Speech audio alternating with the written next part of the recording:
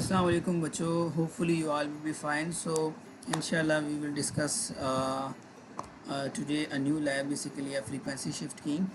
जैसा कि हम लोगों ने लास्ट लैब के अंदर डिस्कस किया था एम्पलीट्यूड शिफ्ट कीइंग, और उसके अंदर क्या किया था हम लोगों ने, उसका मॉड्यूलेटर कम्प्लीटली डिज़ाइन किया था जिसके अंदर एएस के सिग्नल हम लोगों ने जनरेट किया था, जिसमें एम्पलीट्यूड क्या मिल रहा था हम लोगों को. जब बिट 1 होती थी तो उसके ऊपर हम लोगों को एम्पलीट्यूड मिल रहा था, कोई एक सिग्नल मिल रहा था, और जब ज़ीरो हो जाती थी वहाँ पर हमारे पास कोई सिग्नल नहीं मिल रहा था, वहाँ पर कोई 0 वोल्ट्स जाते थे.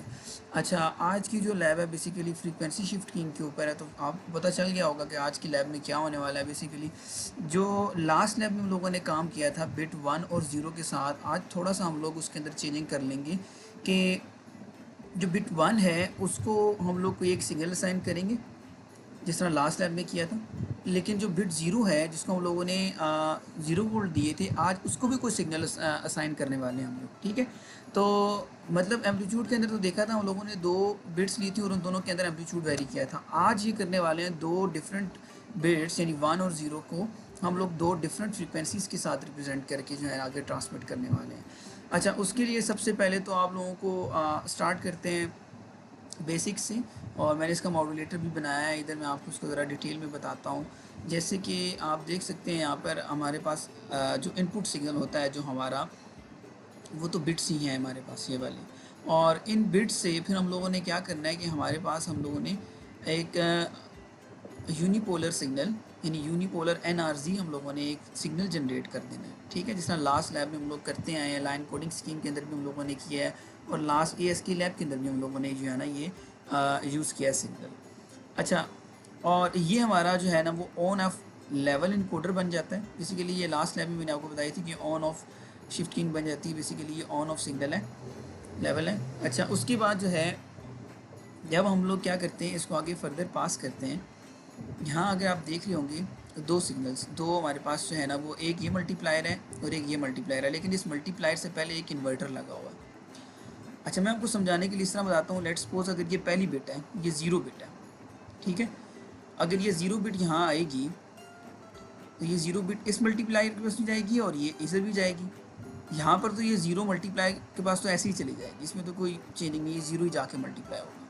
लेकिन यही जब इधर आएगा, इधर तो एक इन्वर्टर लगा हुआ, ये इन्वर्टर क्या करेगा, इसको अगर 0 था तो वो 1 कर देगा. तो ये 1 वाली जो बिट थी अभी यहाँ पर इस सिग्नल से मल्टीप्लाई हो जाएगी. ठीक है, तो हमारा सिग्नल यहाँ पर जो बिट्स हैं या वो 0 होंगी या वो 1 होगी. 2 ही लेवल्स हैं हमारे पास, 0 1 ही होते हैं, बाइनरी केस है. तो इसमें क्या हो रहा है कि जब वो 0 है तो एक केस हमारा जो है ये वाला, ये एक्टिव हो जाएगा, ये 1 हो जाएगा, यहाँ पर सिग्नल आ जाएगा, ये 1 मल्टीप्लाई हो जाएगा सिग्नल से. लेकिन जो सेकंड वाला है यहाँ पर 0 मल्टीप्लाई हो जाता है हमारे सिग्नल से, तो हमारा सिग्नल फिर क्या हो जाता है, यहाँ पर 0 रह जाता है. तो एक बिट ड्यूरेशन के लिए हमारे पास एक सिग्नल जो है ना वो ट्रांसफ़र हो जाता है. तो यहाँ पर समेशन जो है, हम लोग आगे एक समर लगा हुआ है, ये समर क्या कर रहा है कि ये एम ऑफ टी जो सिग्नल आया है मल्टीप्लायर, इस मल्टीप्लायर को और जो इस मल्टीप्लायर के ऊपर जो सिग्नल आ रहा है, इन दोनों सिग्नल को यहाँ पे ऐड अप कर रहा है. यानी हमारे पास अगर देखा जाए जो हमारे पास यहाँ पर जो 2 सिग्नल्स हैं, एक हमारे पास सिग्नल है cos 2 पाई f1t और दूसरा सिग्नल है cos 2 पाई f2t. f1 और f2 2 डिफरेंट फ्रीक्वेंसीज हैं. cos ही है सिग्नल हमारा, लेकिन ये f1 और f2 2 डिफरेंट सिग्नल्स हैं हमारे पास. तो जो f1 है वो हम लोग कैसे फाइंड करेंगे इस सिग्नल के लिए, उसका सिंपल सा मेथड है कि f1 is equal to F C plus delta F. ठीक है, और f2 is equal to F C minus delta F. ये 2 हमारे पास जो है ना f1 और f2 को निकालने के लिए फार्मूलाज हैं. और जो डेल्टा एफ होता है वो हमारा basically f1 minus f2 divided by f1 minus f2 ही होता है हमारे पास. ये वाला बेसिकली ये 2 फ्रीक्वेंसीज़ की जो होती है ना हमारे पास, डिफरेंस होता है ये बेसिकली, और वही हम लोग एक सिग्नल के अंदर भी ऐड करवाते हैं FC के अंदर, और दूसरी के अंदर से हम लोग उसको सेपरेट करवा देते हैं. ठीक है जी, तो ये हमारे पास f1 और f2 हम लोग इस तरीके से फाइंड कर लेंगे, और वो फिर हम लोगों ने क्या करना है, पुट कर देना है एक इस सिग्नल के अंदर साई 1 के अंदर और एक साई 2 के अंदर. अब होगा ये बच्चे कि जब हमारे पास कोई भी एक बिट आ जाए, 1 आ जाए, 0 आ जाए, वो एक सिग्नल को हमारे पास सेंड कर देगी, उससे मल्टीप्लाई हो जाएगी, और दूसरे वाले को क्या कर दी, ऑफ कर देगी. तो सेम टाइम के ऊपर अगर देखे जाएँ तो एक बिट जो है वो एक टाइम पे एक सिग्नल से मल्टीप्लाई होगी, दूसरे टाइम पे उसी टाइम के ऊपर जो है वो दूसरे सिग्नल को ऑफ करवा रही होगी। तो हमारे पास जो नेट रिजल्ट मिल रहा है यहाँ पर, अगर वन होगा तो अगर बिट 1 होगी तो ये सिग्नल मिलेगा साई 1, अगर बिट 0 होगी तो साई 2 मिलेगा। 1 के लिए साई 1 और 0 के लिए साई 2। तो इट्स मीन कि जो 1 पे जो बिट मिली है, जो 1 वाली बिट थी, अच्छा जो बिट 1 थी हमारे पास, उसके ऊपर जो क्या मिल रहा था साई 1, और साई 1 के अंदर F1 है। अच्छा जी, इसके अंदर F1 है, तो F1 अगर आप देखें क्या है, FC प्लस डेल्टा F, ठीक है।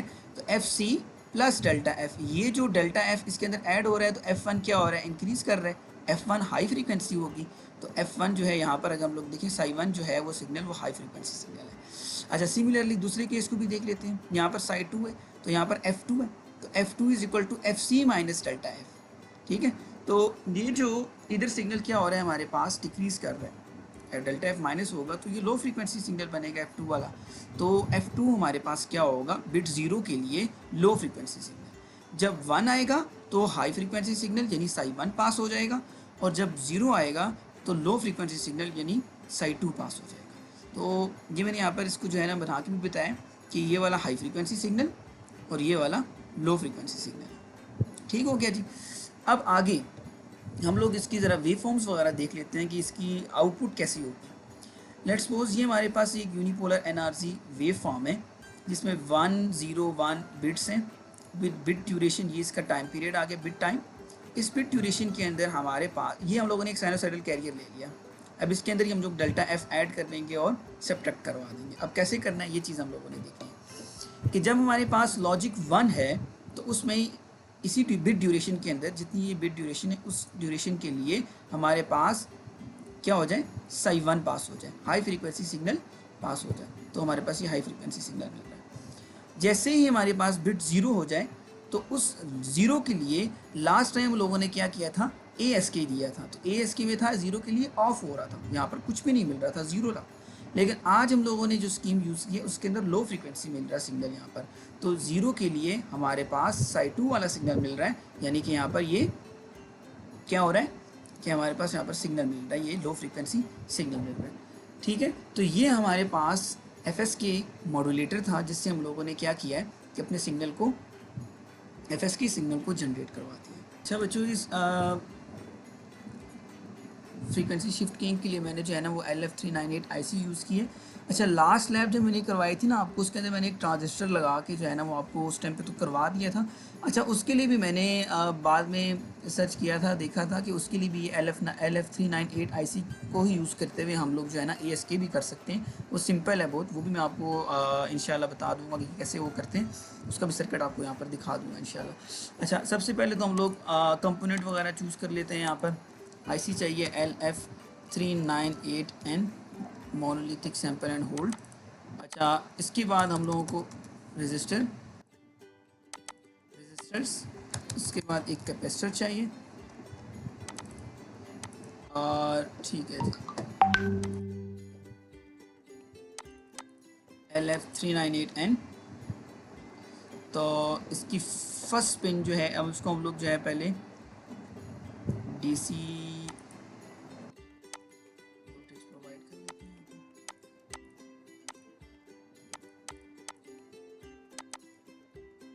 ये हम लोगों ने रखनी है +12 वोल्ट्स, -12 वोल्ट्स। अच्छा, मैं इनकी प्रॉपर्टीज़ भी साथ साथ में आपको दिखा देता हूँ आगे। अच्छा, पिन नंबर 3 है, इसके ऊपर हम लोगों ने कोई एक सिग्नल साइन वेव भी देनी है, इसको यहाँ पर देते हैं साइन वेव। इसके बाद एक पल्स आ जाएगी, यहाँ पर एक और सिग्नल आ जाएगा, एक रेजिस्टर हम लोगों ने लगाना है। मैं ज़रा एक्सप्लेन कर देता हूँ ये चीज़ें भी बाकी। अच्छा जी, पिन नंबर 6 के साथ 47 किलो ओम का हम लोगों ने रजिस्टर लगाना है, और पिन नंबर 8 पे हम लोगों ने पल्स देनी है। पल्स हम लोगों ने इसमें लो फ्रीक्वेंसी रखनी है, लो फ्रीक्वेंसी सिग्नल ही रखना है। इसकी एम्पलीट्यूड हम लोग वैल्यू रख लेते हैं पल्स 5। अच्छा जी, इसकी 50 हर्ट्ज़ रख लेते हैं। और उसके साथ जो हमारे पास ये वाला सिग्नल है, इस सिग्नल की वैल्यूज़ हम लोग रखेंगे 1K और पीक वैल्यू इसकी हम लोग रख लेते हैं अच्छा जी, इसकी वैल्यू 5 आ गई और ये भी सेट होगी।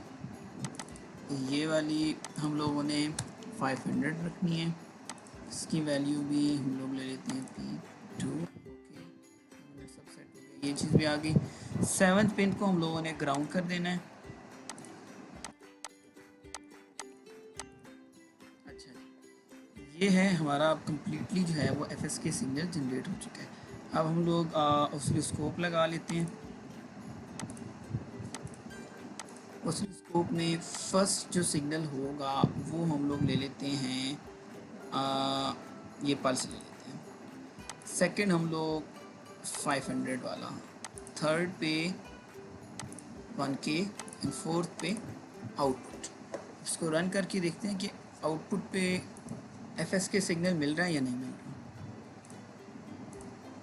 अच्छा जी, ये देखिए बच्चों, अब इसमें क्या है, ये हमारे पास पल्स जो हम लोगों ने 2, बिल्कुल ये भी होगी, मैं इनके साथ स्केल सेट कर लेती हूँ सबके 2 2 2। अच्छा जी, ये हमारा FSK सिग्नल है। ये हमारे पास क्या है, पल्स बिट, एक बिट ड्यूरेशन जब 1 था, ये एक साइनोसाइडल कैरियर लो फ्रीक्वेंसी का, और ये दूसरा साइनोसाइडल कैरियर जो हाई फ्रीक्वेंसी कैरियर है। तो मैंने कहा था कि जब 1 होगा तो 1 पे हाई वोल्टेज होंगे, यहाँ पर कोई वोल्टेज मिल रहे हैं, 5 वोल्ट्स मिल रहे हैं। दूसरा जो लेवल है वो 0 पे है। तो जब 1 है, इस 1 के ऊपर ये हाई फ्रीक्वेंसी मैंने इधर पास करवा देना है। सिमिलरली ये जो सेकंड 0 वाला है, इसके ऊपर मैंने क्या कर देना है, लो फ्रीक्वेंसी सिग्नल पास करवा देना है। अच्छा, एक चीज़ देख रहे हैं यहाँ पर, ये एम्पलीट्यूड का थोड़ा सा इशू आ रहा है मेरे से, दरअसल वोल्टेज वगैरह थोड़े से ना, मैं इसके वोल्टेज भी ज़रा सेट कर लेता हूँ, 2 मिनट।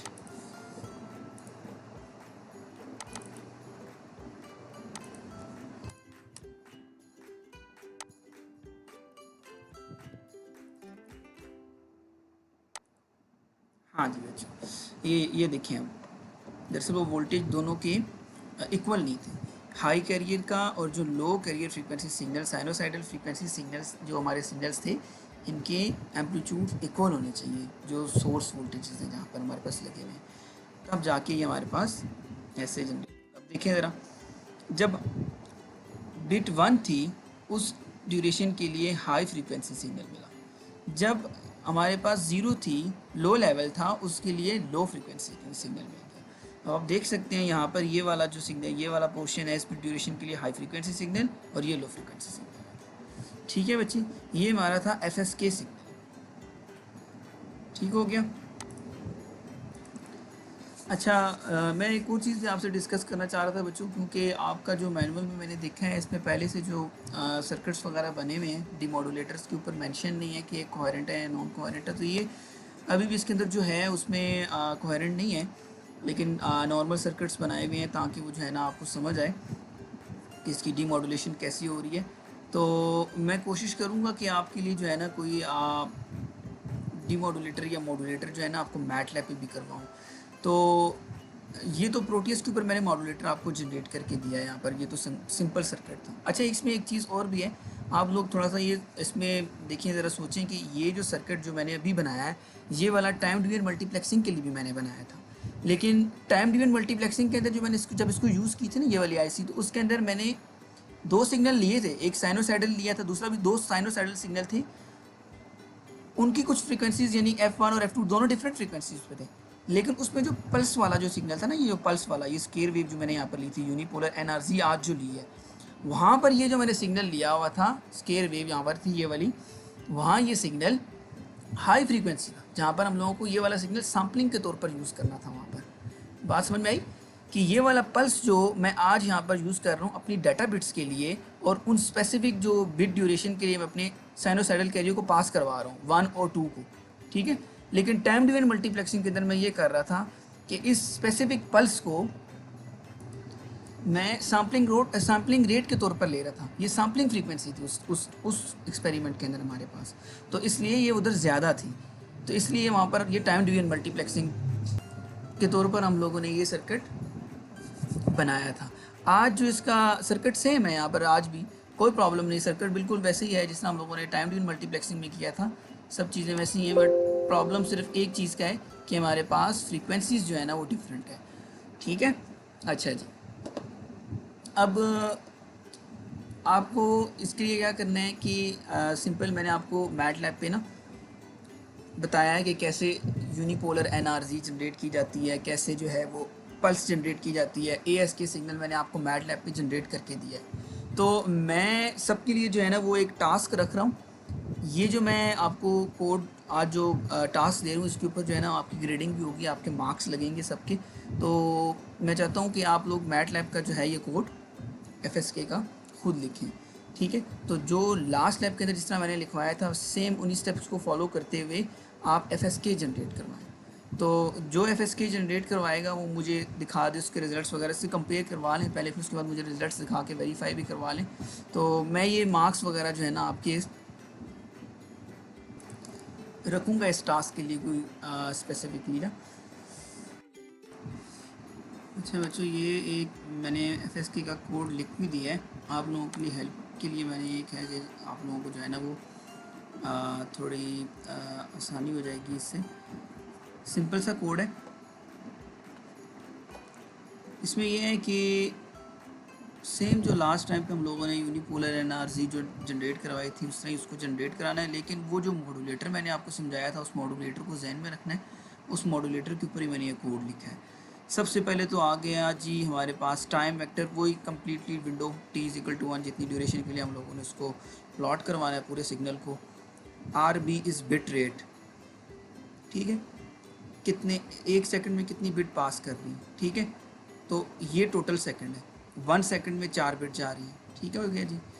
तो उसके बाद सेकंड वेरिएबल डिफाइन किया डेल्टा, डेल्टा फ्रीक्वेंसी वाला डेल्टा है। FC अगर है तो FC के अंदर प्लस डेल्टा किया जाए तो F1 आएगी, FC में से -10 किया जाए, माइनस डेल्टा किया जाए तो F2 आ जाएगी। तो ये इस लिहाज से फिर मैंने क्या किया, FC1 निकाल दी और FC2 निकाल दी, ठीक हो गया जी। अच्छा, एक चीज़ ये वाली न्यू है, ये आपको लास्ट, वैसे तो मैं लास्ट लैब के अंदर तो मैं सिंपल लिख देता था FS और वो उसकी कोई वैल्यू साइन कर देता था, बट आज मैंने उसको थोड़ा सा चेंज किया। उसमें ये किया कि जो सैम्पलिंग टाइम है, इस सैम्पलिंग टाइम को मैंने रखा है ये 20 × FC। अगर देखा जाए नेगोशिएट क्राइटेरिया के मुताबिक तो क्या होता है कि 2 × FC होता है ना, ग्रेटर देन क्या होना चाहिए, greater than equal to 2 FC होना चाहिए। तो यहाँ पर मैंने उसको ओवर सैम्पलिंग के तौर पर लिया सैम्पलिंग सिग्नल। FC वाला जो सिग्नल जहाँ पे FC यूज़ हो रही है, FC तो बेसिकली F1 और F2 के लिए जनरेट करने के लिए यूज़ हो रही है, और F1 और F2 कहाँ हो रही हैं, S1 सिग्नल और X2 सिग्नल, दोनों साइनोसाइडल सिग्नल है। अच्छा, अब यहाँ पर ये जो सैम्पलिंग टाइम लिया है मैंने, ये ओवर सैम्पलिंग से निकाला है, ये याद रखना आपने। अच्छा, अब क्या किया जी, नंबर ऑफ सैम्पल्स पर बिट, एक बिट के अंदर कितने सैम्पल्स ले लूँ मैं ना, तो उसके लिए मैंने क्या किया कि RB × TS से करवा दूँ और 1/TS कर दूँ। तो बेसिकली ये क्या बन जाएगा, 1/TS क्या है मेरे पास, 1/TS तो FS ही है ना मेरे पास, सैम्पलिंग रेट बनता है, सैम्पलिंग रेट को RB से डिवाइड करा दूँ, मतलब इसका सैम्पलिंग रेट, तो जो सैंपल्स बन रहे हैं वो टोटल सिग्नल के लिए सैंपल्स आ रहे हैं, इस 1 सेकंड तक के लिए जो सैंपल्स बन रहे हैं वो 1/TS करने से मेरे पास सिग्नल आ जाएगा, सैंपल्स आ जाएंगे, FS आ जाएगा। RB क्या है, 4, तो 4 जब डिवाइड करूँगा FS से तो 1 बिट के सैंपल्स निकल आएंगे। ये समझ आई बात। नंबर ऑफ सैंपल्स पर बिट कैसे निकाले मैंने, ये दोबारा सुन लो। इसमें मैंने ये किया है कि 1 बिट ड्यूरेशन के अंदर कितने सैंपल्स आएंगे, वो सिंपल अगर आप उसको समझें तो 1/TS और 1/RB, मतलब 1/RB × TS है। तो इसको समझने के लिए आसानी के लिए ये है कि 1 को अगर TS 1/TS कर दें तो वो बन जाता है FS, तो वो सैम्पलिंग रेट आ जाता है। तो सैम्पल्स वो होते हैं number of samples through out the signal, पूरे सिग्नल टाइम ड्यूरेशन के लिए जो हम लोग t=1 के लिए ले रहे हैं, और 1 सेकंड के अंदर कितनी बिट्स जा रही हैं, 4 बिट्स जा रही हैं। तो अब हम लोग 1 बिट की बात कर रहे हैं कि 1 बिट के अंदर कितने सैंपल्स आएंगे, तो 4 से डिवाइड करा दिया, यानी बिट रेट से डिवाइड करा दिया 4 से, तो हमारे पास 1 बिट के सैंपल्स आ गए। नीचे टाइम वेक्टर डिफाइन कर दिया, सैम्पलिंग टाइम ये होना चाहिए, इतना टाइम वेक्टर है। उसके बाद जो है हमारे पास आ जाती है बिट्स, के बिट्स जनरेट करवाएं। बिट्स कितनी जनरेट करवानी है, कितनी कितनी जनरेट हो सकती हैं आप ये बताएं। उसके लिए ये टाइम ड्यूरेशन कितना है, 1 सेकंड का। बिट रेट क्या है, 4 है, तो 1 सेकंड में 4 बिट्स ही जनरेट हो सकती हैं। तो बिट्स कितनी आ रही हैं, रैंड आई से मैं 4 बिट्स ही जनरेट करा रहा हूँ 1001 से। यहाँ से मैंने पल्स जनरेट करवाई, वही सेम प्रोसीजर है कि एनआरजी जनरेट करनी थी। उसके लिए वेव फॉर्म के लिए कुछ बिट्स को वेव फॉर्म प्रोवाइड करनी पड़ती है, इसलिए यहाँ पर जो वंस आए हैं वो NSPB जितने भी हमारे पास सैंपल्स बनती हैं उतनी ड्यूरेशन के लिए यहाँ पर हमारे पास एक पल्स जनरेट होगी। उस पल्स से यूनिपोलर सिग्नल जनरेट करवा दिया, ये बिट्स डॉट मल्टीप्लायर पल्स किया तो मेरे पास एक रो वेक्टर जनरेट हो गया जो 111 और 00 जिसमें आ रहे थे उसके अंदर जो है ना एक पूरा कंप्लीट वेक्टर आ जाएगा एक पल्स मल्टीप्लाई होने के बाद। तो अब हम लोग क्या करते हैं नीचे, अब हम लोग इसको आगे फर्दर मल्टीप्लायर्स के पास, जो याद है मैंने आपको उधर पीछे ब्लॉक डायग्राम के अंदर बताया था कि अब हम लोगों ने इसके बाद ये जो यूनिपोलर जो आगे बिट्स बन गई हैं इनको हम लोगों ने सेंड करना है 2 मल्टीप्लायर के पास। लेकिन उससे पहले क्या है, एक मल्टीप्लायर को तो सेम भेज देना है ये वाली यूनिपोलर, दूसरे वाले को जो मल्टीप्लायर को भेजना है वहाँ पर हम लोगों ने इसको इन्वर्टेड भेजनी है, नॉट करके भेजना है। यानी जो यूनिपोलर मैंने सिग्नल लिया है इसके अंदर जो बिट्स आ रही हैं उसको इन्वर्टेड भी जनरेट करवानी है, इसलिए मैंने यूनिपोलर इन्वर्टेड बिट्स भी जनरेट करवाई, नॉट यूनिपोलर आ गई है। अब यहाँ पर ये वाली जो है हमारे पास सिंपल बिट्स हैं और ये वाली इन्वर्टेड बिट्स हैं, हमारी यूनिपोलर ही इन्वर्टेड बिट्स हैं। उसके बाद मैंने x1 और x2 दो सिग्नल फ्रीक्वेंसी, दो सिग्नल जनरेट करवाए साइनोसाइडल FC1 और FC2 पे। ठीक है, एक साइनोसाइडल सिग्नल है जो FC1 है वो मैंने यहाँ से निकाली है FC1, ये वाला डेल्टा इसके अंदर ऐड करवाया तो FC1 आया, और FC2 जो है वो माइनस डेल्टा करवाने से निकला। एक हाई फ्रीक्वेंसी होगी, एक लो फ्रीक्वेंसी, दोनों सिग्नल जनरेट करवाए। अब FSK को अगर देखें तो क्या था, यूनिपोलर सिंपल इस x1 से मल्टीप्लाई हो जाए, वो जो साई फंक्शन था कि उससे मल्टीप्लाई करवा दें, तो x1 को यूनिपोलर से मल्टीप्लाई करवा दिया। फिर समर लगा हुआ था, समर भी था। उसके बाद फिर क्या था, यूनिपोलर इन्वर्टेड वाली x2 से मल्टीप्लाई हो जाए, ये x2 लो फ्रीक्वेंसी सिग्नल था, इसको मैंने यूनिपोलर इन्वर्टेड से मल्टीप्लाई करवा दिया। सिंपल बिट्स जो आ रही थी उनको हाई फ्रीक्वेंसी सिग्नल से मल्टीप्लाई करवाना है, और जो इन्वर्टेड वाली जो बिट्स थी उनको हम लोगों ने x2 से मल्टीप्लाई करवा देना है। ठीक हो गया, तो फिर इसको प्लॉट करवा देते हैं हम लोग। अब देखते हैं कि FSK सिग्नल जनरेट हुआ है हमारा कि नहीं हुआ। ये देखिए जी, ये हमारे पास FSK सिग्नल जनरेट हो गया। ठीक हो गया। अच्छा बच्चों, अब ज़रा मैं टाइम को ज़रा चेंज करके देखता हूँ। मैंने 1 सेकंड लिया था, 4 बिट 1 सेकंड के अंदर 4 बिट पर सेकंड जा रही थी। अब मैं अगर टाइम बढ़ा दूँ, टाइम में लेट्स सपोज 5 कर दूँ, तो 5 सेकंड के अंदर कितनी बिट्स आएंगी, 5 मल्टीप्लाई बाई 4 20 बिट्स। ठीक है जी, 1 सेकंड में अगर 4 बिट्स जा रही हैं तो 5 सेकंड के अंदर 20 बिट्स जाएंगी। अब इसको प्लॉट करके देखते हैं। ये आ गया जी हमारे पास FSK सिग्नल।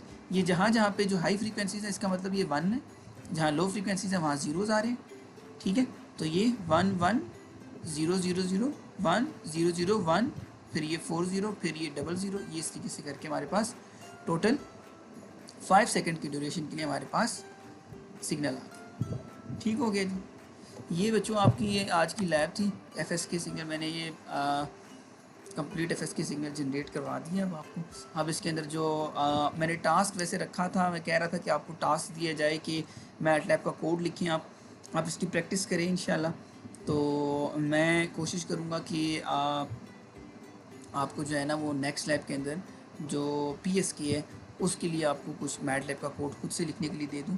तो आज मैंने ये देखा थोड़ा सा ये इसके अंदर कुछ थोड़ा सा ट्रिकी पार्ट भी था, तो मैंने कहा एक्सप्लेन कर देता हूँ। नेक्स्ट लैब के अंदर जो है ना मैं आपको कोड वगैरह जो है ना आपसे लिखवा लूँगा।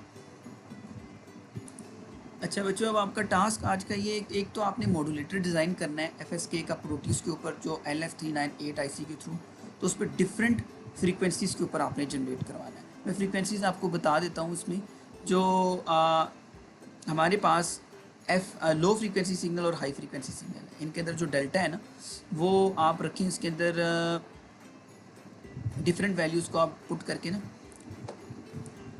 तो उससे रिज़ल्ट फिर इसके वेरीफाई कराएं। ताकि इसको समझें सही तरीके से कि आपको समझ आई है या कोई प्रॉब्लम आ रहा है या कोई इशू आता है, कोड समझ में नहीं आ रहा है, कोई इसके अंदर कोई चीज़